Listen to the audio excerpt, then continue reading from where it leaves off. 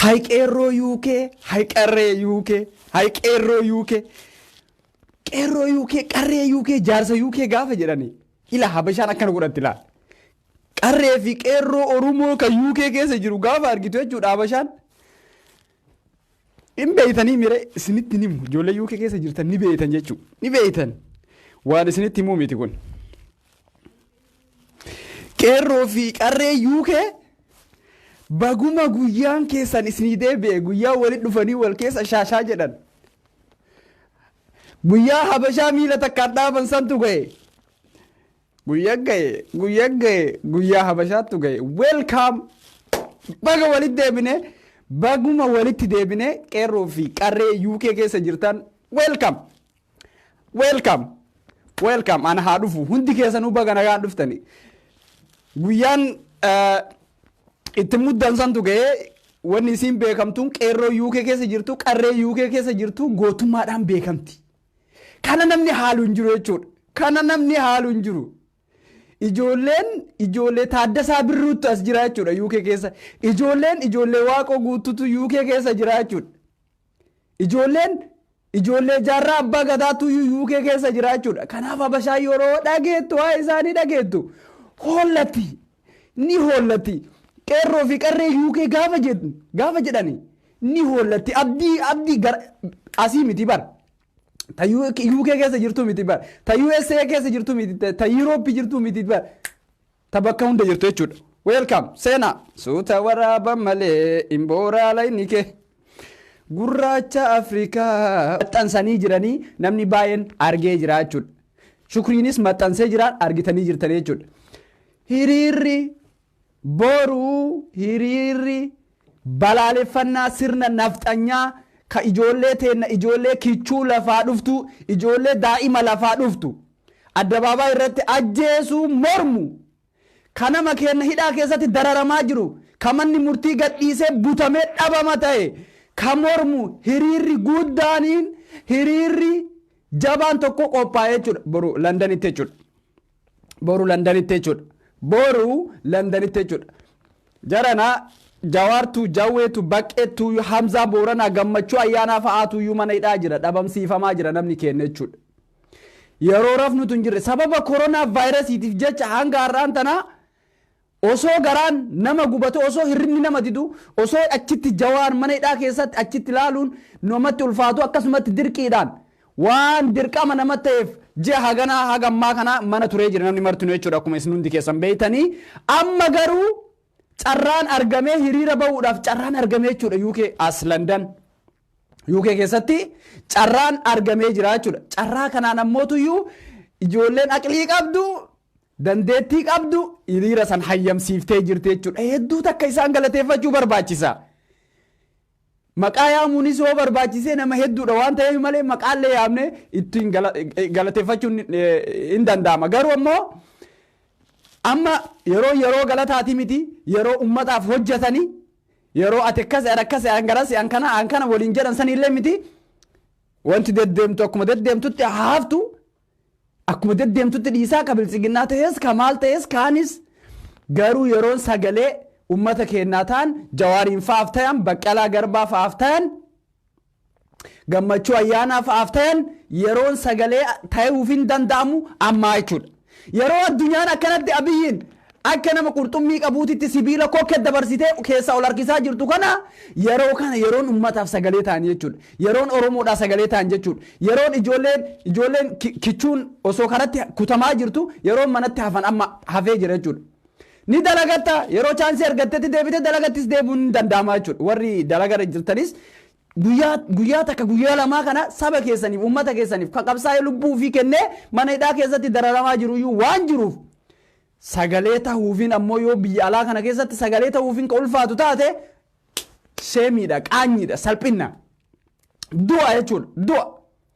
Jawaar fa'aa lubbuu isaanii kennaniiti mana hidhaa san keessatti uf kennanii gaafuma biyya galuyyuu lubbuun tiyyaa lubbuu ijoollee 5,000 olii miti jedhee lubbuu fi kennee biyyatti galee jechuudha. Baqqalaan lubbuun eenyuyyuu olii miti jedhee uf kenneetiin qabsaa'aa jira jechuudha. Mararaa guddina akkasi. Hundi isaanii akkasi jechuudha. Daawud Ibsaa akkasi. Mana keessatti hidhanii mana keessatti manaa gabba'uu dadhabee mana keessatti hidhanii achitti waraanaan isa doorsisanii jechuudha. Namni keenya hundi gabbayee ol galuu dadhabee jira jechuudha. Addabaabaa irratti nama keenya ajjeesaa jiranii jechuudha. Kana argaa jirra. Kana nu hundi keenya quba qabna. Yeroon ummata keenyaaf sagalee taanu ammaan tana jechuudha. Amma yeroo kana. Yeroo kana jechuudha. Yeroo kana jechuudha. Ka argitee waan deddeemu waan adda addaa waan biraa jiraachuu danda'a. Kan faayidaaf bitamu jiraachuu danda'a. Ka waan xixiqqoodhaaf like waan baay'ee jira san akkasumatti irra dhiisaati irra dabra. Warri argitee ijoolleen hiriira kana qopheessanii hedduu isaan galateeffachuu barbaada. Maaliif yeroo kanatti carraan hin jiru tureyyuu. Carraan hin jiru carraa argamte qaawwa xiqqoo argamte takka itti fayyadamanii hiriira yaamanii jiran jechuudha. Hedduu takkaan isaan galateeffadha. Ijoollee UK keessa jiran ammoo qeerroo fi qarree UK keessa jiranii duraanumayyuu kana itti himuun barbaachisu ijoolleen dhufanii gizee baay'ee hiriira irratti argamanii uummata isaaniiti sagalee ta'uudhaan beekamanii habashaa miila takkaan dhaabuudhaan beekamanii kuni waan addunyaan quba qabdu kuni himuun barbaachisu jechuudha. So saniifuu guyyaa borii jechuudha qeerroof qarree UK keessa jirtu bakka jirtuutti alaabaa ofii gatanii dhufuun hin taatu jechuudha. Namni keenya yeroo baay'ee bakka hiriiraa yoo dhufu alaabaa ofii dhiisee dhufa. Alaabaa dhufee harka kiisii kaatee dhufa dhaadannoo takka argitee osoo hin qabanne dhaadannoo waa barreeffanne osoo waa takka hin barreeffanne dhufa waan sanillee please sirreessa. Hiriiruma hunda keessattuu hiriira habashoota kana yoo laallu jechuudha habashaan hiriira isaanii gaafa hiriira bayan habashaan alaabaaf dachiin hin mul'atu alaabaa minilik tanaaf jechuudha.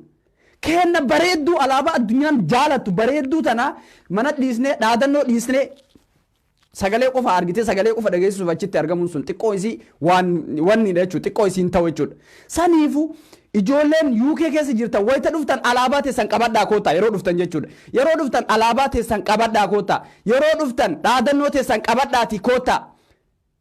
Bakka feetan jiraadha warri Wales jirtan Scotland jirtan England keessa warri jirtan warri Manchester irraa dhuftan Liverpool Birmingham irraa warri dhuftan Scotland irraa warri dhuftan hundi keessan jechuudha Leeds irraa warri dhuftan bakka hundarraa warri dhuftanii wal wajjiin taati barreeffama dhaadannoo sa'aatii ni qabdanii kana boodas barreessuun taappellaalee adda addaa wantoota dhaadannoo adda addaa barreessuun waan danda'amuu fi baanaroota adda addaa qabadhaatiin nu koottaa isiniin jedha. Hiriira xiiqiiti hiriira dhugumatti hiriira xiiqiiti yeroo kanatti TPLF warra gaaf durii nu fixaa tureef jechuudha addunyaa miila takkaan dhaabaa jirti jechuudha warri Tigraay har'aan tana jechuudha Ameerikaa keessatti argaa jirtan hiriira isaanii guyyarraa jechuudha nu caala miidhamne amma miidhamni isaanii kaarraati nuti ammoo hundarraa miidhamne lafeetu itti nu cabe itti miidhamne jechuudha akaakayoonni abaabayyoonni keenya itti miidhamaa as gahan jechuudha qabsoo kana. Garuu warri kaleessuma tana miidhama arge warri jiruu isaanii guutuu gabrummaa maal akka taate hin beekne har'a kunoo gabrummaa maal akka taate arganii manatti galaan jiran jechuudha uummata isaaniitti sagalee taa'aafii jiran jechuudha. Ameerikaa keessatti argaa jirtanii Londanitti argaa jirtanii bakka adda addaatitti hiriira ba'amu kan warra argitee warra Tigraay argaa jirtan jechuudha. Uummanni Tigraay hedduu uummata jabaa ta'e uummata xiiqeffatee ka'e. Tahee abbaa Tsahaayyee fa'aaf sagalee ta'an jiran jechuudha isaan. Nuti ammoo Jowaar Mohaammed fa'aaf sagalee ta'uu dadhabna. Baqqalaa Garbaa fa'aaf sagalee ta'uu dadhabna. Noowii jechuudha hin danda'amu waan akkas jedhu. Hin taatu jechuudha. Salphina qaanyiidha du'a jechuudha.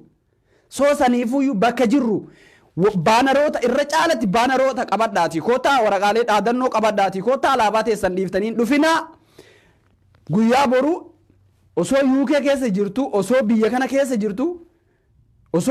keessa jirtu gara nyaati Jowaar dhabdee hiriira sanirraa hafuun ammootuyyuu xiqqoo isii mee ufumaafiyyuu jechuudha. Gaafa namni Abiyyi deeggaruudhaaf hiriira ba'u nuti ammoo Jowaariif sagalee ta'uu gaafa dadhabne qaanyiidha jechuudha. Gaafa argitee abbaa Tsahaayyeetiif namni hiriira ba'u nuti ammoo Baqqalaa Garbaa fa'aaf miidhama isaan mana hidhaa keessatti miidhamaa jiraniif nuu jecha hidhamaniif sagalee ta'uu yoo dadhabne qaanyiidha jechuudha.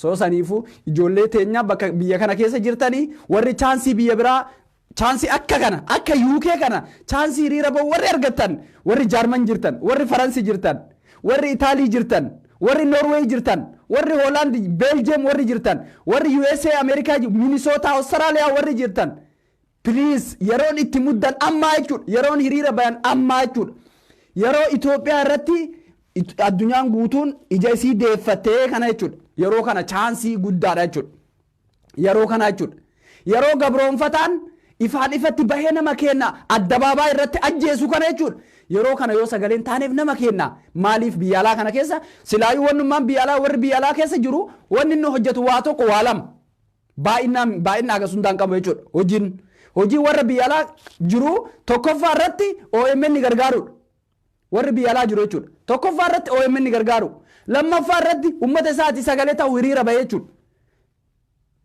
sadaffaa yoo akkam guddate buusee adda addaa buusee ummata isaa biyyatti miidhamuun biyyatti argitee dararame yookiin madaa'e yaalachuudha yoo namni isaa irraa buqqee yoo namni irraa beela'e gargaaruudha jechuudha soo kanaaf yeroo namtichi gabroonfataa qarqara du'aa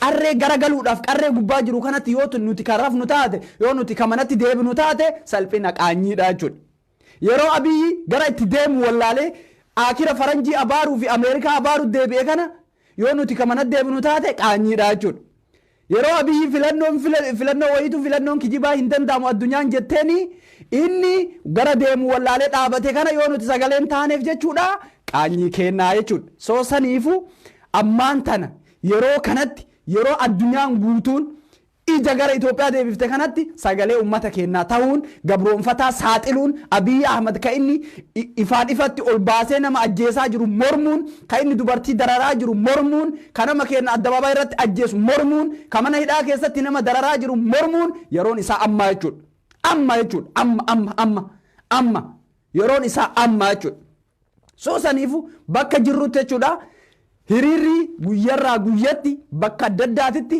warri argitee carraa yookiin lookdaawunii aynoo hin beekaa lookdaawunii waan jiruufi biyyoonni tokko tokko lookdaawuniidhaaf hiriira ba'uu nayyamanii UKnis akkasuma turte jechuudha London hiriira gizee imbaasii cufame as eega imbaasii cufuu turre as yeroo amma itti deebuu jirra jechuudha amma itti deebuu jirra akka saniitti ni beeytan namni ollaan ollatti dhufuun hin danda'amu ture jechuudha amma ammoo chaansiin argamee jennaaniin ijoolleen aqlii qabdu ijoolleen fageessitee yaaddu ariitima kanaan hayyamsiiftee hiriira yaamtee jirti soo saniifu isaan illee baay'ee galateeffannaa yeroon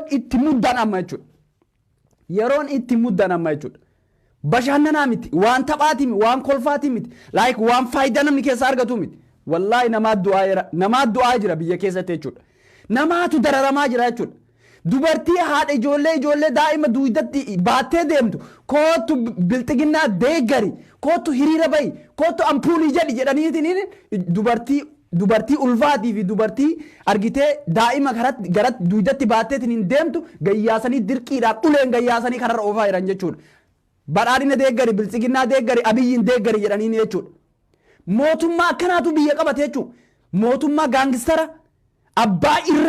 abbaan irree takkaa biyya qabate akkanaan jiru jechuudha hin jiru inuman hin jiru arginee jira wayyaane takkaa dubartii ulfaatii fi dubartii ijoollee daa'ima duudarraa qabdu takkaa ka dararuun argine jechuudha kanumarratti argine jechuudha kan argine jechuudha gara jabeessa waraabeessa bineensa wallaalaa doomaa waa takka sammuun isaa waa takka hin dalayne uf jala guuree wallaaltuu akka isaa uf jala guuree wallaalaaf inni wallaala guddicha wallaalaan guddichi daranuu wallaaltota of jala guuree arra qabaa ganna dhiisa ajjeesu malee hidhu malee dararu malee jedha jechuudha ampuulii qabadhu ka hiriira bayi ampuulii qabadhu ampuuliin nu ifa jedhi nu fuuldirri kenna maalii ta'ee jedhi abbaa hin jedhi kana jedhanii dachii buqqisan jechuu warraan tanatti jechuudha soo kanaafuu yeroon ummata keennaaf sagalee taanu yeroon isaa amma jechuudha soo saniifu qeerroof qarree UK keessa jirtanii guyyaa boruu rabbii walitti nu hafidu guyyaa boruu rabbii waliin nu haa ga'u akka beenu sanitti sagalee ummata keenyaa ni taana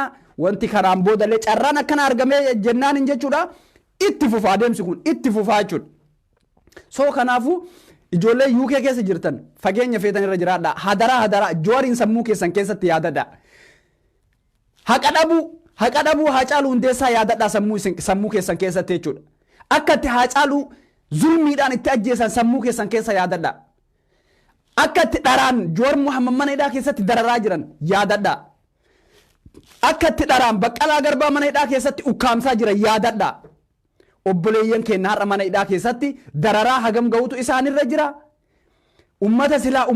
warra silaa dandeettii qabu ka ummata kanaaf waa hojjechuu danda'u Joor Muhammad faa Baqqalaa Garbaa faa warra Itoophiyaa tana nagaa buusuu warra danda'u mana hidhaa keessatti guuree kophaa sirba jechuudha namtichi qoshaashaan xuriin jechuudha kophaa isaa kophaa sirba qullaa jechuun qullaa harree dhaltuu Abiy Ahmed harree dhaltuu harree wadalaalee harree dhaltuu kophaa iyyitu jechuudha.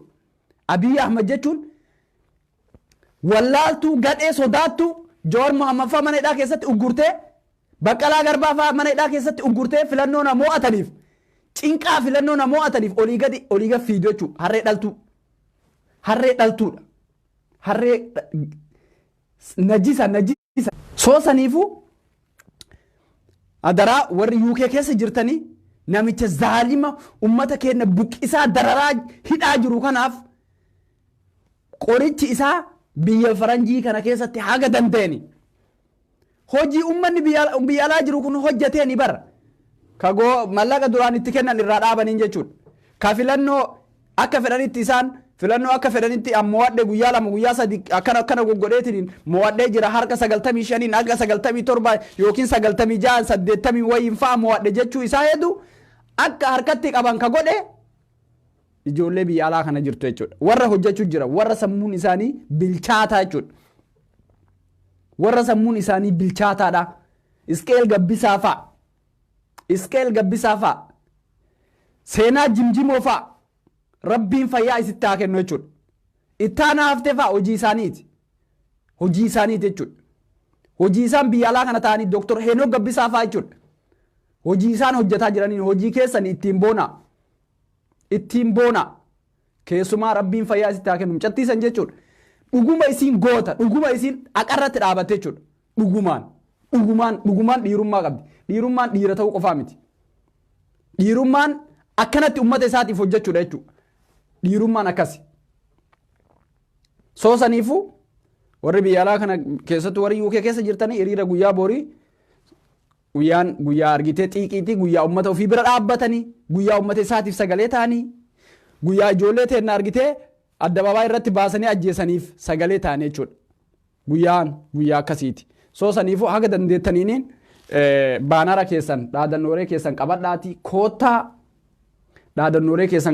koottaa ummata keessaniif sagalee ta'a hayyoota keessaniif sagalee ta'a jechuudha.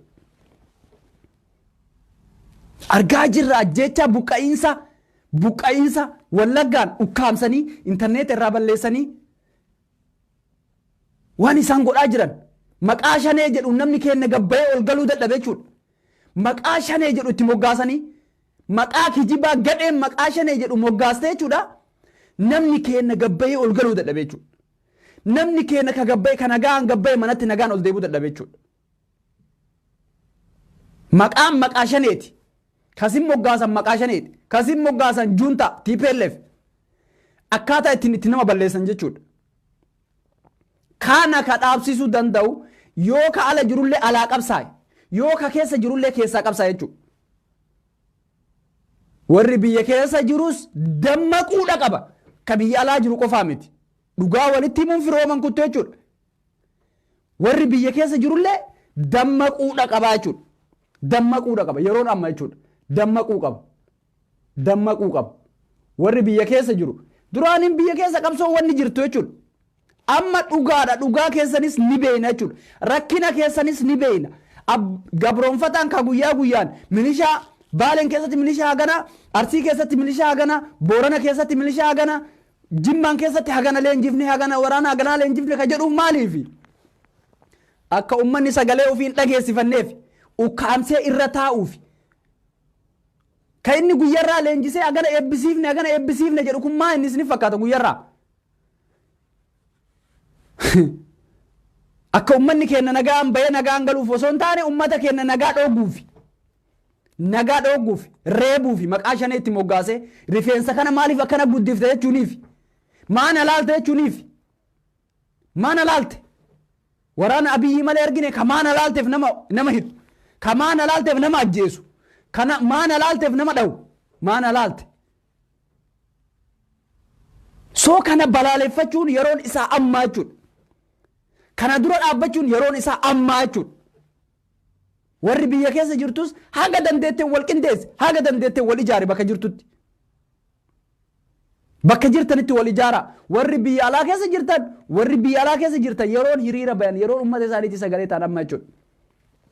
sodaa Jawaar qaban Baqqalaa Garbaa qaban argitanii jirtan har'a waan isaan jedhan asii mana hidhaa kanaa baanee ijoollee yartuun kararratti akka nuti taphattuun barbaannu jedhan argitanii dhageettanii jirtan jechuudha har'a mana murtiititti yartuun addaggeen kararratti akka argitee abbaan fedhe asii baasee manni murtii bilisa jedhee wayitee nu gadhiisu yartuun kararraa nu fuutee akka nu dhabamsiiftuun barbaannu dhugaa isaaniiti nama meeqa ka manni murtii gadhiise manni murtii gadhiise meeqa kamtu ukkaanfamee bakki inni bu'ee hin beekamne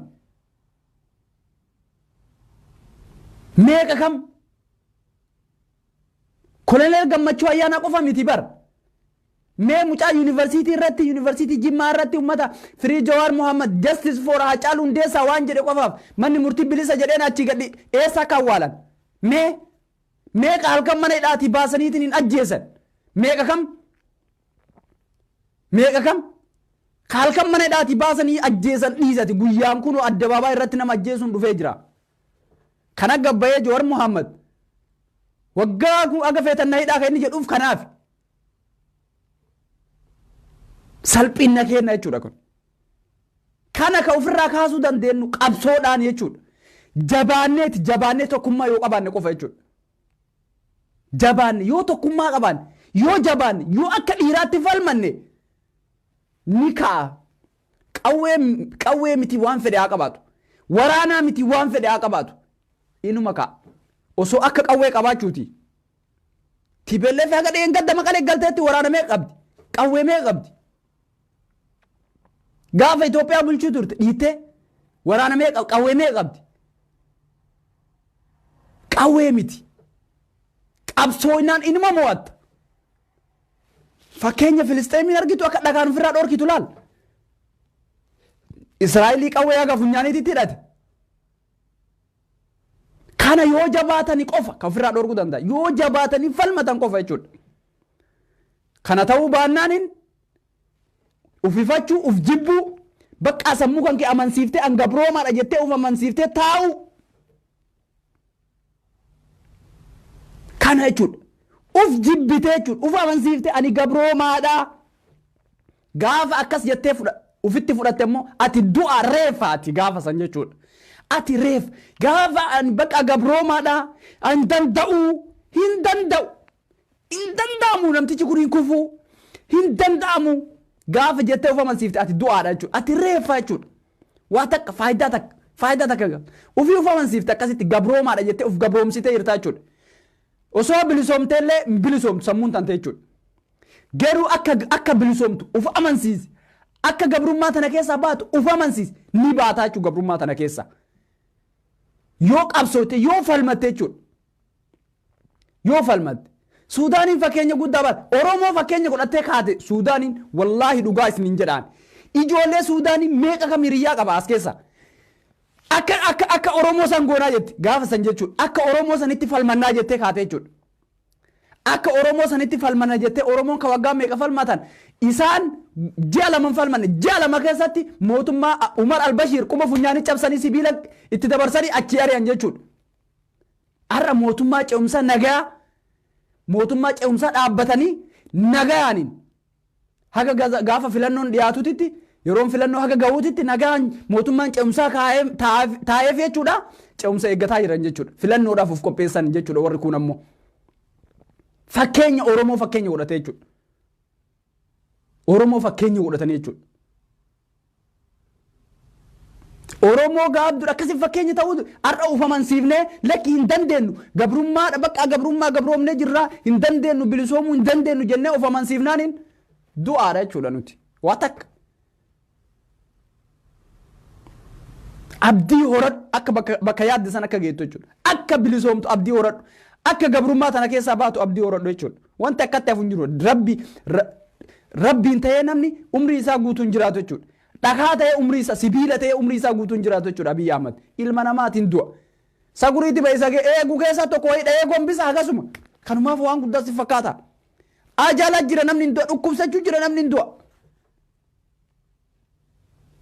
wanni amma nama burjaajii namatti naqe Abiyyi Ahmad miti keessumaayyuu warra bilxiginnaa jedheetiin of dhaadheessu keessatti wanni Oromoo tanallee addaan faffacaase bar namicha kana akkamit akkitti inni itti nama addaan faffacaase an oromoodhaa jedhee dhufe jalqabuma istiraateejii isaanii karoora lafa kaatanii abiyyi kana gaafuma guddisan seeraan itti yaadanii akka guddisan laata habashaan tun akka isiin gabrummaa oromoo waggaa dheeraaf itti yaadaa dhufte laalati oromoo tana gabroomsuuf waggaa dheertuu itti yaadanii jiran jechuudha isaan waggaa dheertuu akkam goone nama oromoo maqaa oromoo itti baafna maqaa oromoo itti baafna afaan oromoo barsiifna oromiyaa keessa guddifna booda namni sun oromoodha jennee yaada keenya galmaan ga'annaa jedhanii karoora yeroo dheertu jechuudha akkasumatti abiyyi nu guddisan jechuudha nu guddisanii istiraateejii isaanii barsiisanii sammuu isaa sirritti argitee akka isaanii tolutti guddisanii ati oromoodha jedhi jedhanii fidanii aangoo gubbaa kaanii har'a oromoonillee oromoodhaan oromiyaa keessa guddate afaan oromoo dubbata an oromoodha jedha argite wanti wallaaqe tokko kana jechuudha oromoon haga zaalima akkanaa kana of keessaa baaftu jechuudha akka addisuu araggaa diqaalaa akka addisuu araggaa kana fa'a jechuudha diqaalaa orjinaala dhiiga qulqulluu nafxanyaa orjinaala jechuudha addisuu araggaa qulqulluu kiliyaa makaa takka kan qabne jechuudha diqaalaa orjinaala dhiiga qulqulluu nafxanyaa kanatu wal makeetiin oromoo gabrummaa waggaa dheeraa itti dheeresse jechuudha har'aan tanallee oromoo keessaa ka dubbiin hin galleef maal jedha oromoo biyya bulchu jira misiin jedha abboo oromoo biyya bulchu jira bara hin galuuf jechuudha oromoon biyya bulchu miti baqqalaan biyya bulchuu miti osoo taheeyyuu jechuudha jawaar biyya bulchuu miti waan jawaar biyya bulchuu osoo hin ta'in jawaariin sun oromoodhaaf waan oromoo bu'aa buusu yoo hojjete qofa kan inni oromoo ta'uu danda'u yoo ta'es jawaar mataan isaa aangoo qabatee baqqalaan mataan isaa aangoo qabatee yoo waan oromoo akkana mataa gadi qaba addabaabaa irratti kan nama ajjeesu taate namni dura dhaabanne hin jiru jechuudha zaalima akkana maraataa akkana namni dura dhaabanne hin jiru jechuudha Abiy Ahmed oromoodhaa maqaa oromooti achi dhalate jimma dhalate jennee wanti sadee garuuta kan jiru jechuudha bakka fedhetti yoo inni dhalate Gondari dhalate ammoo Goojjamiin keessa dhalate dhufee waan oromoo tana fayyada nagaa biyya tanaa yoo inni nagaa Itoophiyaa fide yoo oromoon nagaan bahee nagaan galuu danda'e yoo afaan isaa akka barbaade dubbachuu danda'e namni isan doorsisin isan ajjeesin waraanni naman ajjeesin maal barbaanna nuti wayinna achirraa dhufuurraa dantaa qabnaa nuti Gabretsiyoon Gabre Mikaa'el ta'e Adaanech Abeebee ta'e kunoo eenyu maqaan isaa Kibriitiin ta'e Daani'el Kibriit ta'e inni waan oromoo tolu gaafa hojjete jechuudha oromoo ta'uu isaa dantaa irraa hin qabnu jechuudha oromoo ta'uu isaa irraa ka barbaadu ummanni oromoo faayidaa ofii faayidaa namarraa nama waan nama harkaa fudhachuu osoo hin taane ta'uu fi of ta'ee jiraachuu afaan ofii dubbachuu aadaa ofii eenyummaa ofii bilisaan akka barbaadetti afaan ofiitiin barachuu afaan isaatiin hojjechuu arra biiroo takka osente tikeeta takka kutachuudhaaf oofisa takka yoo osente afaan oromoo namni dubbatu jira baankii yoo osentu namni afaan oromoo dubbata afaan oromoo afaan amaaraa dubbachuu wallaalte gaggara galtee tartaa jechuudha kana kan nutti fide bar gabrummaa bar uf amansiisnee jirraa bar uf amansiifnee jirra nu bakka akkasuma bar sun akkasuma jennee uf amansiifnee jirra jechuudha bar baankii yoo dhaqan afaan amaaraa dubbatanii akkasitti uf amansiifnee jirra jechuudha bar yoo waa bitatan afaanuma amaaraatiin bitatanii bar akkasuma jennee uf amansiifnee jirra jechuudha afaan oromoo kun waa bittaaf waan ta'uu nutti hin fakkaatu na fakkaata gaafa akkasii gabroomne jechuudha afaan oromoo kun waa bituudhaaf waan ta'u baankitti waan ta'u mana yaalaa hospitaala keessatti waan ta'u jechuun namni akkasii gabroome sammuun isaa gabroome of amansiise afaan oromoo kun hospitaala keessatti akka hin dalaginetti of amansiisee jira jechuudha afaan oromoo mana marii bakka bu'oota uummataa keessatti akka inni hin hojjanne of amansiisee jira jechuudha yoo gabroome namni akkasi yoo gabroome of amansiise gabrummaa of amansiise akkasi jechuudha namni akkasitti of amansiise oromoon osoo akkasii of amansiise gaafa Minilik fuunno gaafa Haile Sillaasee gaafa san irraa of amansiisaa jechuudha abdii horataa dhufe oromoon abdii horataa dhufe jechuudha nurratti hojjetanii nu dadhaban. Oromoon harka kennachuu dide harkan kennatu harkan laatu jechuudha. Soo kanaaf ijoolleen biyya faranjii kana keessa warri jirtan akka dandeettanii sagalee uummata keessanii karaa hiriiraatiin haa ta'u karaa xalayaa adda addaa barreessitee warra argitee BBC Aljazeeraa miidiyaatti kennuutiin haa ta'u biiroo adda addaa waan adda addaatti haa ta'u karaa qabsoo uummata Oromoo barsiiftuun karaa argitee uummata keenya fayyaduun qabsoo uummata Oromoo cinaa dhaabbachuudha warri biyya alaa jiru jechuudha. OMN gargaaruudha jechuudha warri biyya alaa jiru. Warri biyya keessa jiru hojiin isaa immoo hojiin warri biyya keessa jiru qabsoo karaa nagaa gaggeessuudha jechuudha. Dirqama qawwee qofaa miti. Ka qawween itti jiru appreciate waan dansaa. Diina afaan inni si dubbateen itti dubbataa jechuudha. Diina afaan inni si dubbateen gaafa inni afaan qawweetiin sitti haasa'e afaan qawweetiin jaalmarroon fa'aa waliin haasa'e rakkoon hin jiru waliin haasa'aa jiran. Warri biyya keessa jiru ammoo qeerroon qarreen biyya keessa jiru minishaa Abiyyi Ahmad akkana galleenjisee kana abdii irraa kutaa oomata akka illee hin fidu. Minishaan inni akkana leenjisee guyyarraa eebbisiisee Gujii keessatti akkana Wallaggaan keessatti akkana Shawaa lixaa baalee lixaa arsii lixaa haga fedhe qawwee baay'ee haa qabaatu inuma kufaa hin shakkinaa inuma dabraa Abiyyi Ahmad so akkasii boru rabbi wal nu agarsiisu qeerroo UK warri achi dhuftanii bakka isaan warri dhuftan adreesa isaanii I think ittaanaaftee maxxansee jira ittaanaa jalaa argachuu ni dandeessanii tibbeessoo jalaa argachuu ni dandeettanii namni baay'een gadhiisee jira adreesni achirra jira nambarteen isin namni baay'ee waan beekuufi kun homaa waan miti nambarteeni bakka muummicha ministeeraa fuuldura sanitti waan ta'eef naftanyoonnis guyyaa borii achitti akka hiriira baatutti waan akkasitti haasa'amaa jira. Dantaa isaanii baatee dhiistee isaan ammoo ka isaan deeggaruudha bayan ni beeytanii kaayyoo isaanii ni beeytanii naftanyoonnis boru ni bayanii warri kunis ni ba'a Eritiraan illee waliin injiraa miree wal jala shanaaffatan waan ta'eef ba'uu malanii saniifuu qeerroo fi qarree UK keessa jirtanii boru wal nu agarsiisu boru waliin dhufna jechuudha. Fayyaa keessa naa jiraadhaa nagaa naa ta'a.